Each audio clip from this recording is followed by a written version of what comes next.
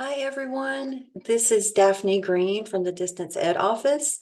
I just wanted to do a video about what was new this semester. Most of you are aware that the systems office asked us to roll out a common template across all the colleges. It is different. Each college is allowed to use their own branding. So we have our typical blue and yellow Southern Union colors. But I want to talk about a little bit about what's different. It should look very similar to what we previously had, but there are a few differences. For example, we have less buttons. So we consolidated some information.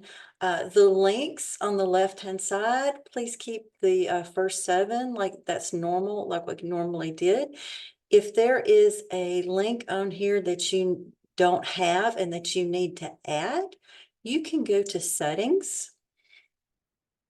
And you can go to navigation, and this is the list as it currently is. Again, please leave the first 7, but let's say that you want to add a link. Let's say that I want to add Wikipedia. The group down here is currently disabled, but if you just drag and drop, it will pop up there for you. So I'm going to add Wikipedia. Okay. Now don't forget, and it's hard to remember because the save button's way down at the bottom, but that's usually what the mistake that people make. So save it, and then we'll go back to look at the home page, and Wikipedia did get added in the links. Okay. And you can reorganize the links from link 8 down, but again, please don't mess with the first 7. Okay, on to the home page. You can edit this page, add in your name, your contact information. What you would do is simply click the edit button, takes you to the editor. Most of you have done this quite a few times before, but if anybody's new, you would go into the edit and then you would just start editing. So I'm just going to add in my email for reference. And then don't forget to click the save button. And there you go. It's been edited. All right. So let's take a look at what is here in the Start Here module. Okay, because we have some old things and some new things. So we've always had this attendance verification up at the top. Again, this is not published. This is information for the instructors to use. This is an instructor module. This is new. There's templates here, and it shows you because they want to use the same branding on each page. So each time you have an assignment, you'll use the assignment template and then you'll edit accordingly. Okay.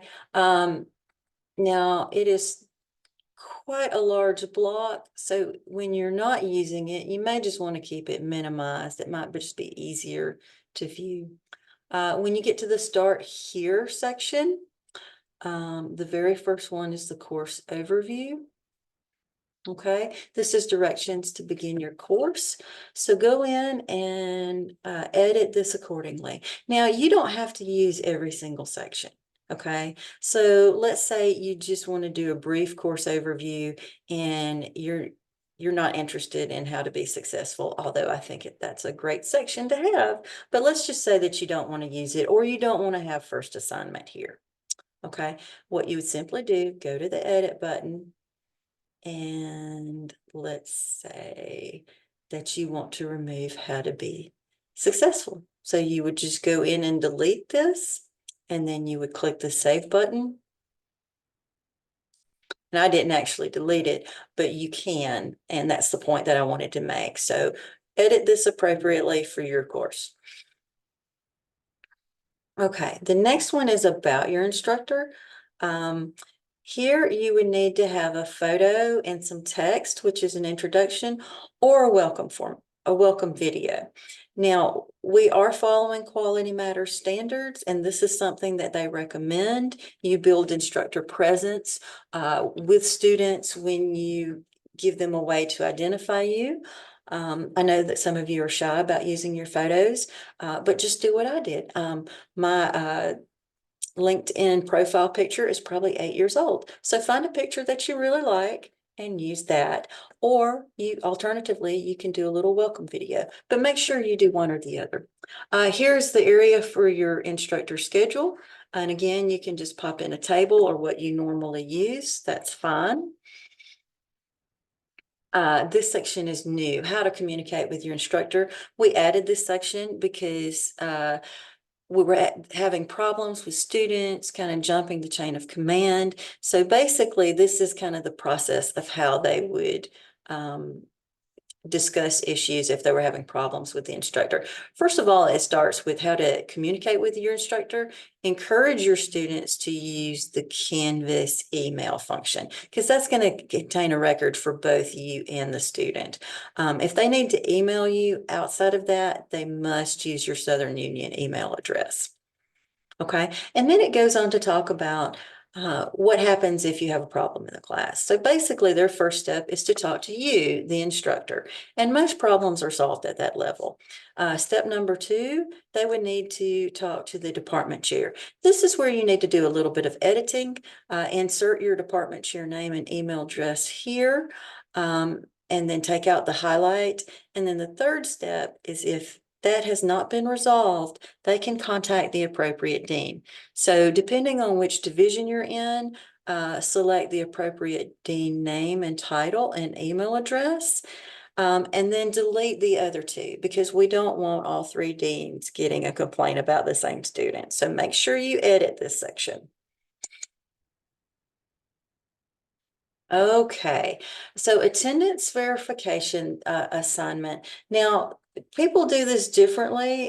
This is just part of the template. So don't feel like you have to do this the way they did it. I know some instructors like to use a syllabus quiz. So you might have that as an alternative. Or you might have a discussion board where they do an introduction. It's totally fine, however you want to do your assignment, but you have to have an attendance verification assignment. So edit this accordingly to what you normally do. Now, the last section in the Get Started module is the course question board. Now, this is really considered a best practice, and all of the courses that I've taken in my career have had Q&A question boards. But I do want to caution you, if you use this, it does not send you notifications. So yes, I think it's a best practice, but you will have to remember to check it. If you think that you're going to be too busy and that there's no way that you can check on this on a regular basis, then remove it. That would be my recommendation. Okay, going back to the homepage, on the important resources. And you'll see some familiar links. This is a lot of what we normally had. This is where you find the accessibility support services page, and that's always useful to know for students. Also, the Ally Help down here, that gives you the alternative formats that they can use. And then the typical stuff that we normally have about warning about time zone changes, academic integrity, and online etiquette. Okay, going back to the homepage. Let's see, the next one. No, I just did that one, sorry. Go to the third button, which is help and support. Okay. It looks a little confusing at first because it takes you directly to the help and support module, which is right after the Start Here module. The help and technical support will give you links to the different support teams and services. One thing that's new is that the login information for Banner, student email, and Canvas are the same because both students and faculty are using a portal now. What's different is that the distance ed department and the IT department for Southern Union can no longer reset passwords. So if your student forgets a password or you forget a password, you would have to email support@alabama.edu. This is the help desk at the systems office, and they are going to handle all password changes. So that's an important tip to remember. There's some other links for Canvas. If you're having a software issue that's directly Canvas related, they can call Canvas directly. It has a video about Canvas Inbox. I think that's been there for a while. Online and hybrid classes. This is the typical technology requirements, technical skills, publisher support. You may not use all of these publishers, or you may not use any publishers, so you can edit this if you need to edit it. Let's see, Zoom. There's a link for Zoom if you're doing any Zoom work this semester. And if you need additional help, of course, Beth and Nancy and I are available to answer questions about distance learning, and we're happy to help. So feel free to call us, or stop by the office or send us an email. Okay, there is a Canvas resources for students, and this actually has some cool little videos that if they're having struggles with navigating around Canvas, this might be a useful place to recommend them to go and look. The dashboard overview, let's say that they don't understand what the dashboard is all about. It'll give them a quick little video about it. So that can be a useful resource. Let's see, let's go back to home and back to help and support. Okay, and that was the second one that was on there. That was the campus resources for students that we just covered. And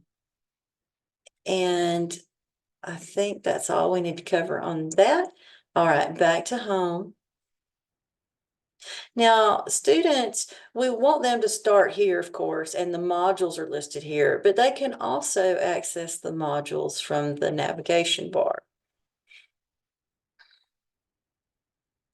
Now, as far as modules are concerned, this is a sample module. You can see that it's unpublished. So this is just like a suggestion or best practice of how to set up your module. What we do want you to get in the habit of doing is we want you to use these headings: learn, apply, and assess. And we want you to use that for your modules. Learn, this is where you would put things like a lecture recording, a PowerPoint, a reading. Apply, that's going to be like your homework assignments, like a group discussion or an individual assignment. Assess is going to be like a quiz or a midterm. So we do want everything linked out of a module. I think a lot of people have been following this practice, but if you're not following the practice, you really need to have everything linked out of a module. And it's good to do it in this order as well. Now, I don't mean to say that every single module has to have a learn, apply, and assess section, okay? For example, some courses may only do assessments every 3 or 4 weeks. And so if that's the case, if you don't have an assessment until module 3 or 4 in your modules 1 through 2, you don't necessarily have to have this section. And then what you would do is you would just come over here, click the edit button, and you can remove it. Okay, and it says, are you sure you want to remove this? And say yes. Okay, and then just to show you again, you click the remove button. If you would have to move the assessment that was the header, you'd have to go in and remove the actual assessments as well.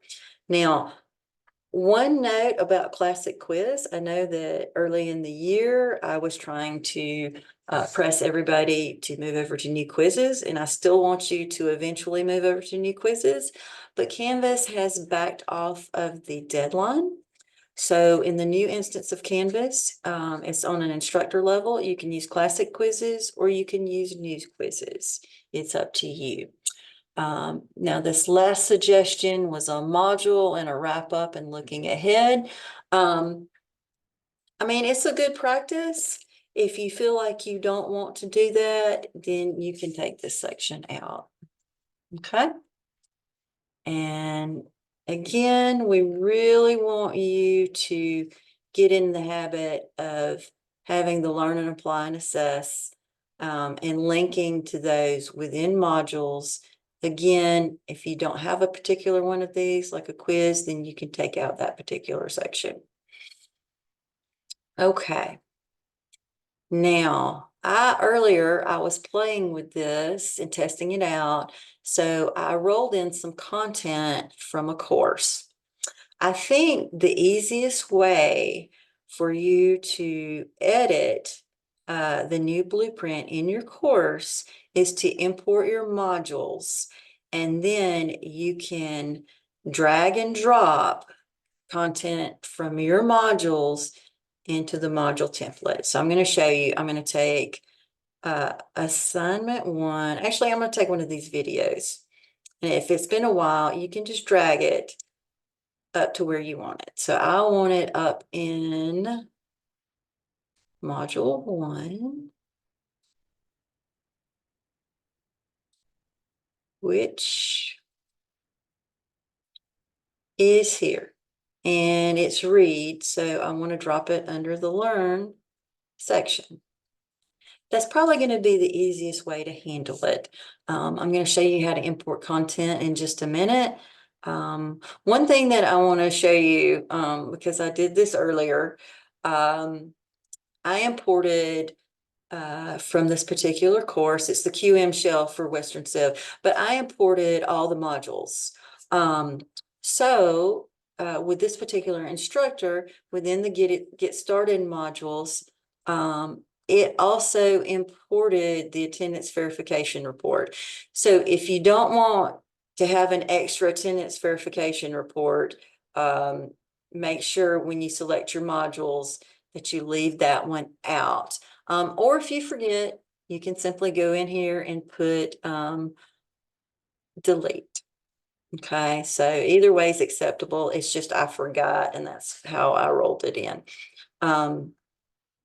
You might want to roll in your Get Started module. If you have extra content in your Get Started module, you can put it in the new Get Started module. So you may want to roll in your Get Started module, and then you can go up here and change it. So with Start Here, keep the first 4 sections. And you can change this one. Like I said, you can edit that appropriately. And you may or may not want to use this, but if you want to add to this module, you can. I know some instructors do like to add some content, about how to be successful or how to navigate it. So you can add to it, but definitely keep the first 4. Okay. One other thing I'm going to point out a couple of things. So with module 1, some people like to use weeks or units. You can call it whatever you like. If you'd prefer to call it week 1, week 2, you can do that. You can call it unit. If you have a different term, that's totally fine. Just be consistent throughout your modules. Let's see. Okay, let's go back to home and I will show you how to import content. So again, I think the easiest way is to import your modules. So you will select copy a Canvas course and you will select whatever the name is. Sometimes it's easier to copy your course's name and just pop it in. So let's say I'm looking for the QM shell. QM. So there it is. Okay. You do not want to select all content. If you select all content, it is going to cause problems because it will roll everything in. It will break your homepage because it will substitute in links. It will overwrite the current homepage. So whatever you do, do not select all content. Select specific content, okay? And then you click the import button. And then you have to click select content. And then I'm going to, since I already selected that, you can see here within the modules, it has attendance verification report. You don't want a second one, so don't do that. You might want to get started one just because if you have extra information, if you didn't add extra information in there, you might not want that. And we'll roll in unit one, unit two, and we'll do select content. Now, I will say this. If you already have your modules set up so that they're linked to assignments and quizzes, when you select the modules, it'll go ahead and roll over the assignment and quizzes for you. If you don't have it linked in there, then you might have to come back and pick up your assignments and your quizzes separately. Okay, so I selected the content. It's queuing up. It's going to take it just a minute. While we're waiting, sometimes it will say one, like an issue or two issues. And here it says, we were unable to find a tool profile match for vendor code. Okay. Sometimes it will say something like a broken link. So always check that to see if that's something that you need to fix. And let's see, we'll go back over to modules. And it always rolls it in down at the bottom. Well, no, I take that back. I'm wrong about that.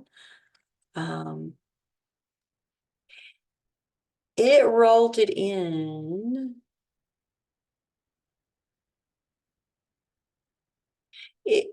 It should roll it in, and this looks weird because I had rolled it in previously.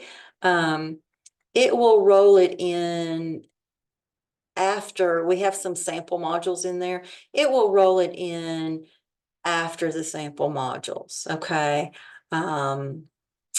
So this one unit two, module one, let's see, unit three, unit four. This was when I rolled earlier, I rolled all the modules in. So it did pop it up here. Let me see. Sorry, I hope you're not getting motion sick from that. It actually popped it up here in front of the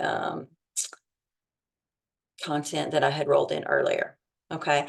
And this is a cautionary tale because if you import content more than once, let's say I was like, oh no, I need to re-import this, and I imported unit one again, it would write over this. So if you had started making editing changes, it would go in and change it. So try to just do an import once if you can of the same section. Okay. I'm not talking about different sections because you can, let's say, for example, you import your modules and you're like, oh, okay, well, my quizzes are not in here. I need to go back and import my quizzes. You can do that and it's fine because it's two different sections. But if you said, hey, I imported modules and I need in quizzes, and I'm going to go back and I left one of the quizzes out. So I'm going to go back and re-import the entire thing. The new quizzes will overwrite the old quizzes. So I want to make sure you understand the difference in that. Okay, I think that's pretty much it for the homepage and the modules. I will make one comment about the syllabus. I know previously we had the template up here. The template's still there. It's just that we placed it down in the files link. So if you want to use the template, if you're a new instructor and you haven't set your syllabus up before, and you go to files and find the template. If you're a returning instructor, we've not really made a change to the template this time or this go around. So you can use your previous syllabus and just update the dates if you prefer that. But I did want to make sure that people realize that the template is there. It's just in files. Okay, I hope that was helpful. Um, if you have questions, definitely send us an email or stop by the office. We're always happy to see people. And we definitely want to help you out. And just let me know if you have any questions.